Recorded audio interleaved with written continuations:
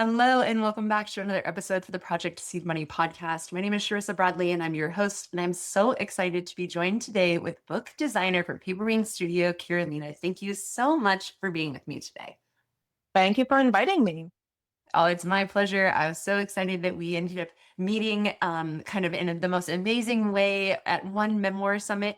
And then the very next weekend at the Women in Publishing Summit, we were together again, not knowing that we had all of these mutual connections. So it was definitely about time. Yeah, exactly. And it shows like how small the world is, right? Yes, in a beautiful, beautiful way, in the way that we're like connecting and uplifting the same people, and we happen to really care about the same people. And I just think that it's so beautiful that I finally get to have you on the podcast. So I just want to dive right in and ask, how did you get into book design? This is an interesting question. And I don't think I know any designer who was like, I'm gonna go to college and study book design, and this is what I'm gonna do, right? I don't think this is the way people do it. For me, I kind of went to book design from broader just design field, like the first step. But when you zoom out even farther, I went to it from writing. So basically, what happened is that in my previous life, back in Poland, I was a journalist and a blogger. And basically, I was freelancing, but I was writing. Like that was all I was doing and getting paid for. And then we went with my husband, we went to travel and backpack through South America. And then we went to New Zealand, Australia, and like did the whole kind of round trip for a few years. And then we came to Canada, and this is how I ended up living in Canada. And when we came here and I needed to get going with my freelance career again, I didn't want to write because I didn't feel as comfortable writing in English as I did in Polish. And because I always was also a very visual person. I loved photography. It was my hobby for a little while. I I also loved graphic and all that. And because of my travel blog, I had to learn a little bit of design, and that went through photography. I was working in Photoshop with photos. Then I had to start doing some graphics for the marketing of the blog. So I started to play with it. And then when we came here, I was like, okay, I don't want to write. And then the design was the next closest thing available to me. So I started to do like general graphic design, and I didn't have any niche or anything. And then one time I got a gig for doing audiobook covers, and I just completely fell in love with it. I was like, oh my God, this is so amazing. This is it. This is what I want to be doing from now on. Um, so I taught myself how to do the interiors as well, because my first self-publishing client, because the audiobook covers were for a publisher, my first self-publishing client was doing the redesign of the cover. And when we did the redesign of the cover, we were like, yeah, but now the cover and the interior, they just don't match. Like, not at all. It's bugging like both me and her. So she was like, can you do the interior as well? I was like, oh, okay. So I taught myself how to do that. And I'm super grateful to her for trusting me in the process, right? Because she trusted like a newbie who didn't do a single book before that at the interior. So this is how it went. And then from this, I knew I wanted to work with self-publishing authors, and I knew I wanted to do books. And here we are, 7 years later. What an incredible journey. And it sounds like so many of the things that led you to being a book designer, it adds like you were just like building a portfolio the whole time. Yeah, it's funny because like I didn't see it like as I went with all this, but now it all clicks, right? Those were all the pieces of the puzzle that just like now are like one whole set, right? All the writing, all the working with photography, working with graphics, reading a lot because I was writing a lot, but I was also reading a lot. All the interviews I've done for my journalistic job, right? Everything was preparing me to be able to do this to the book design, right? Because all the curiosity that always was basically a catalyst for me for everything that I was doing. The reason we went to travel with my husband is that I was super curious about the world and everything that's happening out there, right? So all that curiosity always like led me to that point, and now I can use that curiosity to get books of my author, to read their manuscript and turn it into visual language, right? That is just so beautiful. And I love the way it's like almost tied up neat with a bow. It's such a beautiful journey. Thank you for sharing Yeah, that with me. Um, yeah. I wonder, do you have specific genres now that you've been in the game for about 7 years? Do you do like any specific niche, or are you pretty open to book design for every genre? I am pretty open. That said, there are there are books that I don't do and would never ever, and those are fantasy, thrillers, horrors, like all those books. Like this is not for me. I don't read them. I don't enjoy reading them, and I because of that I would have trouble translating that into visuals. Somehow it kind of like it went with one project and another. Somehow I got the the the most amount of books I've done are nonfiction. And this is the genre that I feel most comfortable with. Also, thanks to my previous experience being a journalist and like sitting in the factual space, right? And being there with like different perspective. But that's still like the space that I feel the most comfortable in. So mostly nonfiction. I love working with memoir writers. I love working with business people, but mostly with those that are also kind of in the spiritual mindset space. Those many of my clients we've worked on books on in the intersection of business and mindset and spirituality. So I do love working with those. Oh, that's perfect. Okay, cool. So now my audience will know exactly who it is that you are working with and when to reach out. And I wonder if we can talk a little bit about what it looks like to do the onboarding process, what it looks like to connect with you and to even to share their ideas, and then like how long they'd be working with you, and just kind of if we could do like a little overview of what that process looks like from the time that they come to you to the time that they leave. Yeah, so we always start with a call, and that's because I believe that we're gonna spend a few good weeks working together, and usually the books are very personal endeavors for authors, and they are very dear to their heart. So I strongly believe that we need to click, right? The vibe needs to be there, and the best way to see if there's a fit is to get together in a Zoom room and just have a conversation, see if we're vibing. Kind of like a first date check, right? Do you want to go with me on the second date, or are you like, yeah, no, thank you. It was fun, but yeah, let's leave it at that, right? So once we're past that first date and we do want to work together, this is where you will get like a detailed questionnaire from me, and I always ask about inspirations, your wants, what do you want your readers to feel when this your book cover, when they're opening your book, right? I always encourage my clients to go to the library, bookstore, whichever, if they have like a big shelf with books in their home, like you just go through those books, see and note the elements that you like and that you don't like, and the especially that's important, most important for the interior of the book, because the role of the interior is to kind of be in the background to the story, is to let the reader immerse themselves in the story and not wondering about like commas or like some weird spacing or something that's like just throw their eyes off the story and just make them focus on the design itself. And because of that, when I ask like, so what do you want in the book? Like what do you like? And people are, I don't know, like because you don't notice it, right? You're not supposed to.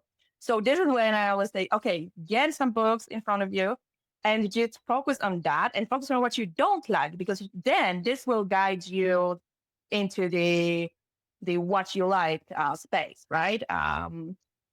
So that's the first step, that we're gathering all the inspirations and all the wants and the all the marketing information, who the book is for, what is your goal with the publishing, and all of the nitty-gritty of that. And after that, this is where I sit with the questionnaire, with the manuscript, and I go into my creative zone, do my research, and create a few first drafts of the cover or the interior. Like, basically, the process is very similar to both. And then once that's done, we go through rounds of revisions, and this is like the most collaborative process of that. And I love collaborating with my authors. I believe they have to love their covers in the interior, because as self-publishing authors, they will be the ones who will have to market the book. So if you're not loving your cover on a subconscious level, you will resent it, right? So you will have shorter time to promote the book as you would when it's like you absolutely love it and you're like, hey, people, just look at that. Like, this is so beautiful. And I wrote it. And like, yeah, just right. It's, you're getting different vibe when you're marketing this way. So that's always a goal. And that's why we collaborate. And I do always get the feedback into consideration. And if I'm going to push back on something that you're coming with me, hey, I don't like this element because something, I may push back and say like, hey, okay, but this works in the design because of this and that, right? But in the end, it's your book, and I'm gonna do what you want in it on the final design. And then we just polish that and go through like the few last rounds, checks, and all that, and then authors get the final files that they can publish through whichever platform they want. Um, and usually the process it varies from project to project, because quite often those are writing a book is like evening project when kids are asleep and the work is done and everything, right? So the timelines can be pretty long. Um, but I would say a good amount is like between 8 to 12 weeks to kind of have it built in your publishing timelines for the design phase. And then for that 8 to 12 weeks, how early should they be getting on your calendar to book that time? Like, should they be reaching out before that time period? Ideally, yeah. Ideally, you would reach out to or start to search for designers when you're in the editing phase and the manuscript is with the editor. And then you're starting to search for the designer, because like your editor will, let's say, need like 2 or 3 months to turn it around, right? So this is a good time to kind of get on somebody's calendar, because some designers have wait lists, for half year or so, right?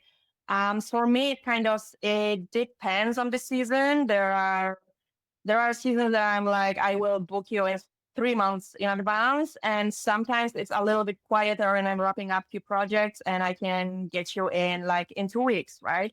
So it all depends, but it's good to. It's the best scenario is that you will have that already booked in for like few months in advance, so when it's happening, and it gives you also time to figure out the rest of the marketing stuff and all the other parts, right?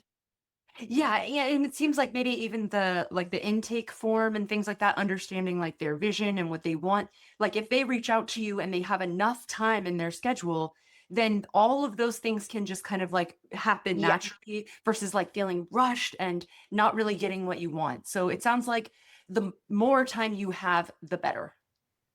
Yeah, exactly. Because it's the same as with writing, and I can see so many. Also, because I did the writing in the past, and I see so many similarities between writing and design of like creative activity. And it's you don't want to rush your writing, right? When you're rushing your writing, usually nothing good comes out of it, right? You want to give it the time, the space that it needs. You want to be in the right headspace when you're working on it and all that, right? So as with any creative journey, it's good to have a lot of time for it, so the ideas can get the attention and focus that you can give it to it. Yes, yes, I couldn't agree more. I think that that's such sound advice because it's not this last minute decision to make. It's definitely something that the more time you have with it, the better. Like you mentioned before, like this is something that's like connected to people, especially if you're in the nonfiction and memoir space. It's often your own story, and you're not going to want to Yeah. leave that to the end and just to not have anything. So then I wonder if you have any questions that they should be prepared to ask you, or even like in that onboarding session, is there anything you can or advice you can give them to kind of like bring them with themselves to that meeting, like what they should be asking you about? You've kind of covered a lot already with like timeline and things like that, but is there anything else that's coming to mind for you? Oh yeah, for sure. It's in the space of getting to know the designer and that first date impression and all that, right? The vibe, sure, but also, when you're making a list of designers you wanted to reach out, check out their portfolio, check the project they were working on. When you're reaching out to a designer that does fantasy covers exclusively and they don't work on something else, maybe they are not the best fit for your memoir, right? So do your research before, check the first all the designers you want, then schedule the calls with them, and see what's coming up. Ask them about their style, that you will also see from portfolio. But ask about timelines. Ask about where do they source the artwork from? Do they create it? Do they use stock images? Do they hire Illustrator, or do they use AI to generate it? Or if you're using AI to generate some of the stuff, ask your designer, like, do they use AI in their work? Do they feel comfortable with the fact that you're using AI, right? And the same the other way, if you don't want to use AI, then ask your designer about that. Because you may not think about it, and then you get a cover and you see that it's like 100% generated by AI, right? And you're then sitting like, I could have done that. I could have feed the AI with the prompt, right? So that all the licenses, not only the artwork, whether, like, what stocks are those coming from? Do they have the license? The same goes for the fonts, for the cover and the interior, right? Every font, every piece of graphics thing that you will see on your cover or in the interior, somebody created them at some point. Do the designer have the rights to use it, or do they just find it through Google Images and then took it and put it in, right? Because then in the end, you as an author will be contacted when there's copyright infringement, not the designer, right? So you want to make sure this is covered through the contract that you have with them, and that they are sourcing those assets from places that they can do it, right?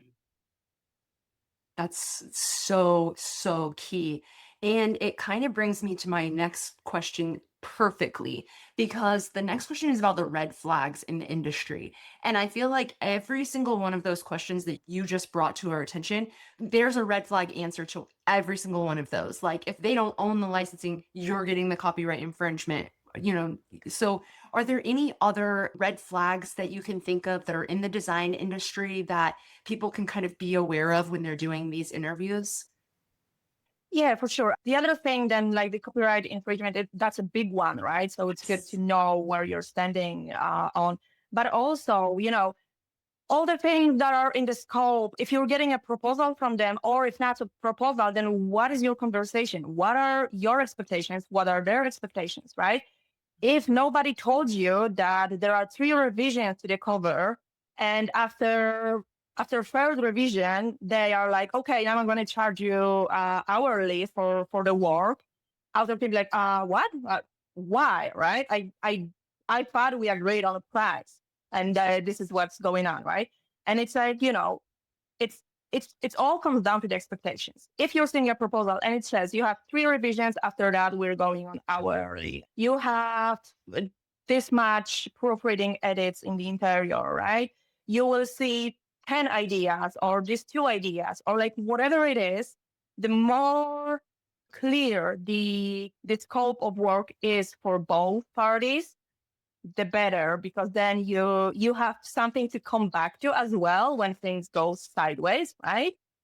And you know like what to expect in terms of how much ideas you're going to see, how many revisions there will be, and all the other small pieces, right? But those are important. So there should always be some contract or some written proposal or something that outlines the scope of the project for you and for the designer. Absolutely. Number one key. You don't have a contract, just go run the other way. Yeah. That is so Yeah. amazing. Thank you. Thank you so much for all this advice and all these tips. Can you please tell my audience where they can find you? You are in the Project Seed Money directory, but if you could talk about your website and also social media, anywhere they can look to see your portfolio, things like that. Yeah, for sure. Like the easiest way is my website, and it's paperwingstudio.ca. And my Instagram handle is also Paperwing Studio, so you can find me there too.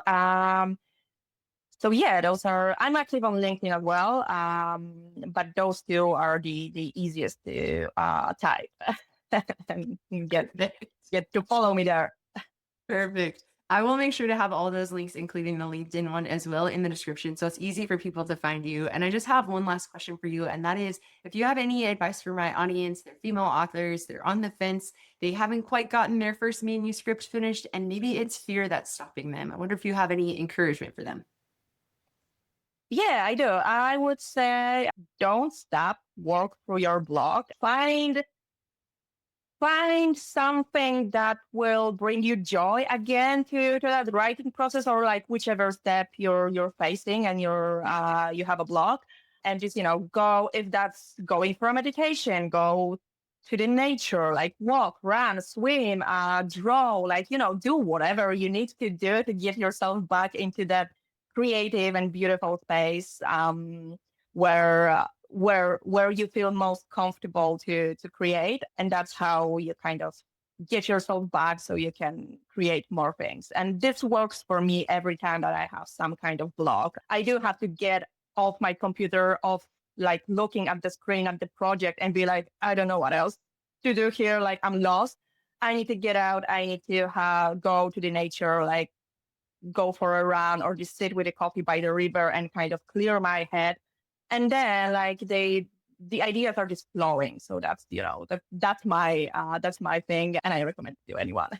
Yes, I love that. Thank you so much. Thank you for being here, and thank you for joining the directory. And I'm just so glad that we finally got to do this. Yeah, thank you so much. It's been a pleasure, and yeah, looking forward to seeing all the books coming to the world from this. Thank you. Thank you so much for joining me on another episode for Project Seed Money. Please don't forget to like and subscribe. It really helps the channel. And I will see you with another interview next week. Bye.